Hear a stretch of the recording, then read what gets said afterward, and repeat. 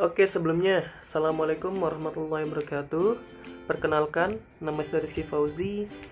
Saya di sini dari jurusan Teknik Mesin angkatan 2018, Universitas Sultan Ageng Tirtayasa dengan NPM 333118034. Nah, pada video kali ini saya akan menjelaskan tentang praktikum prestasi mesin yang ada di Fakultas Teknik Universitas Sultan Ageng Tirtayasa dengan modul kompresor torak. Nah, untuk lebih jelasnya, saya akan menjelaskan materi yaitu sebagai berikut. Oke, masuk ke materi yang pertama yaitu tentang sejarah dan perkembangan kompresor pada di dunia ini. Nah, untuk kali pertama, penemuan kompresor ditemukan pada akhir abad 19 gitu. Dan hanya dikenal kompresor itu sebagai kompresor bolak-balik jenisnya. Nah, selanjutnya kompresor ditemukan yaitu dengan jenis kompresor sentrifugal gitu pada tahun 1899 yang ditemukan oleh ilmuwan yang bernama Retief. Nah, untuk pertama kalinya membuat kompresor sentrifugal yang berupa suatu blower atau kompresor sentrifugal bertekanan rendah dengan satu tingkat atau satu stage gitu. Nah, kompresor sentrifugal yang ditemukan Retief ini memiliki kapasitas aliran udara atau flow rate-nya itu sebesar 2000 meter kubik per hour atau jam gitu. Nah, penaikan tekanan sebesar 5,8 meter kolom air pada putaran 20.000 rpm. Nah, selanjutnya Retief ini mengembangkan lagi nih untuk membuat kompresor bertingkat pertama kalinya pada tahun 1905 gitu. Nah, kompresor ini ditemukan oleh Retief berupa kompresor 5 tingkat atau 5 stage gitu yang menghasilkan kapasitas aliran udara sebesar 2500 meter kubik per hour dengan tekanan 4 meter kolom air pada putaran 4500 rpm gitu. Nah, selanjutnya kompresor itu ditemukan lagi nih sama ilmuwan gitu. Ditemukannya yaitu kompresor jenis aksial gitu dan dikembangkan pertama kali oleh ilmuwan yang bernama Parsons pada awal abad ke-20. Nah, ketika berkembangnya zaman gitu, maka kompresor ini ditemukan dengan banyak tingkat gitu atau banyak stage. Nah, untuk menghindari terjadinya overheating, maka di step stage-nya itu atau tingkatnya itu dipasang intercooler supaya kompresor itu tidak terjadi overheating gitu atau kelebihan panas. Maka dipasanglah intercooler namanya. Oke, itu mungkin penjelasan singkat sejarah dan perkembangan kompresor di dunia ini gitu. Oke, selanjutnya saya akan menjelaskan tentang pengertian dari kompresor dan prinsip kerja dari kompresor itu sendiri. Nah, kompresor merupakan suatu mesin fluida yang berfungsi untuk memampatkan udara atau fluida yang berbentuk udara dengan meningkatkan tekanannya dan mengurangi jumlah volumenya. Nah, ketika kompresor ini menghisap udara dari luar gitu. Nah, maka udara dari luar itu kan tadinya tidak bertekanannya, melainkan tekanan atmosfer atau tekanan normal. Nah, ketika dimasukkan ke kompresor, maka kompresor ini bekerja untuk memampatkan suatu udara tersebut dan mengurangi jumlah volumenya. Dan ketika udara itu keluar dari kompresor, maka kompresor akan menghasilkan udara yang bertekanan gitu. Oke, selanjutnya merupakan cara kerja dari kompresor atau kompresor yang ada di lingkungan kita gitu. Nah, kompresor ini hampir sama cara kerjanya yaitu dengan pompa. Nah, sama-sama dia itu dapat meningkatkan tekanan dari fluida dan dapat memindahkan fluida dari pipa dari tempat satu ke tempat lainnya gitu. Nah, apa sih yang membedakan pompa dengan kompresor? Yaitu bedanya itu kalau pompa dia memindahkan fluida dalam berbentuk cair atau air, sedangkan kompresor yaitu dia dapat memindahkan fluidanya itu berbentuk gas atau udara gitu. Nah, karena udara ini mempunyai sifat kompresibel atau bersifat mampu mampat, maka kompresor ini mampu untuk mengecilkan volume dari udara tersebut dan menghasilkan udara yang bertekanan gitu.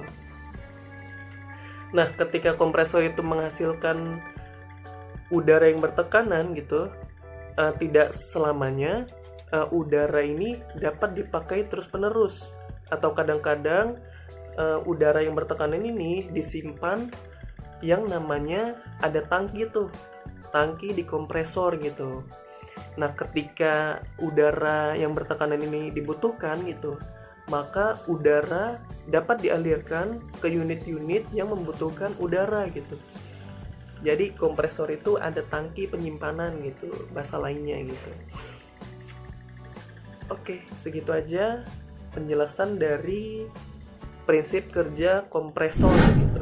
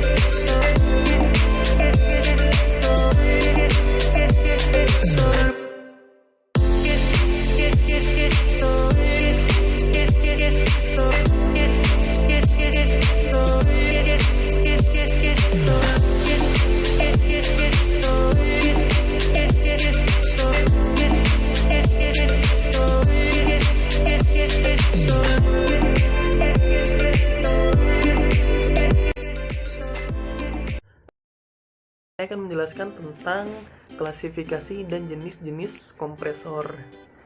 Nah, pada dasarnya kompresor ini dibagi menjadi ke dalam dua jenis atau dua tipe.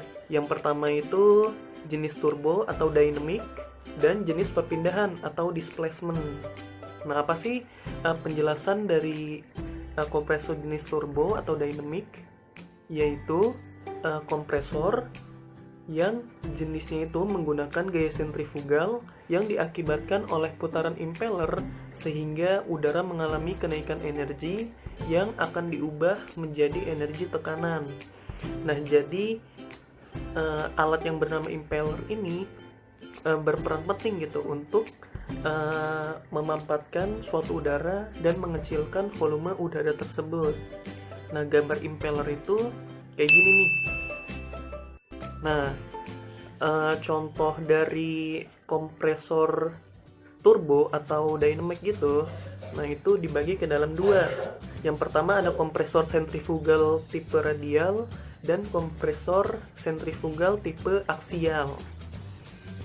Nah, yang kedua yaitu kompresor tipe displacement atau perpindahan. Nah, kompresor tipe displacement merupakan kompresor yang cara kerjanya itu dengan memperkecil volume udara yang dihisap ke dalam silinder atau stator dengan torak atau sudu. Nah, jadi kalau displacement ini yang berfungsi untuk mengecilkan volume udara dan memampatkan suatu udara gitu. Nah, itu dengan menggunakan alat yang bernama silinder atau torak gitu kan. Nah, jenis-jenis dari kompresor displacement yaitu ada dua. Nah, yang pertama itu kompresor torak dan yang kedua itu ada kompresor rotari namanya. Oke, selanjutnya saya akan menjelaskan tentang langkah kerja dari kompresor torak gitu ya. Nah, kompresor torak ini mempunyai 4 langkah kerja. Yang pertama ada langkah hisap, langkah kompresi, langkah buang, dan langkah ekspansi gitu. Nah, untuk yang pertama, langkah hisap, yaitu ketika terjadi saat poros engkol berputar searah jarum jam, dan torak itu bergerak dari titik mati atas ke titik mati bawah, atau dari TMA ke TMB gitu, dari atas ke bawah. Nah, sehingga mengakibatkan katup isap terbuka oleh perbedaan tekanan udara dan udara terisap masuk ke dalam silinder. Nah, gambar langkah isap itu seperti ini nih. Nah, lalu yang kedua ada langkah kompresi. Nah, langkah kompresi terjadi ketika torak bergerak dari TMB ke TMA atau dari titik mati bawah ke titik mati atas, mengakibatkan katup isap dan katup buang itu tertutup, sehingga udara akan dimampatkan di dalam silinder karena gerakan torak gitu. Nah, langkah kompresi itu seperti gambar berikut nih. Nah, selanjutnya ada langkah buang. Nah, kalau langkah buang terjadi ketika torak meneruskan gerakannya ke TMA atau titik mati atas dan mengakibatkan tekanan di dalam silinder akan naik sehingga katup keluar akan terbuka oleh tekanan udara dan udara bertekanan akan keluar dan ditampung di dalam tabung atau tangki kompresor gitu. Nah, untuk gambar langkah buang itu seperti ini nih. Nah, selanjutnya yang terakhir yaitu langkah ekspansi. Nah, kalau langkah ekspansi itu terjadi sesaat setelah udara terkompresi keluar dan torak bergerak ke bawah sebelum langkah isap gitu.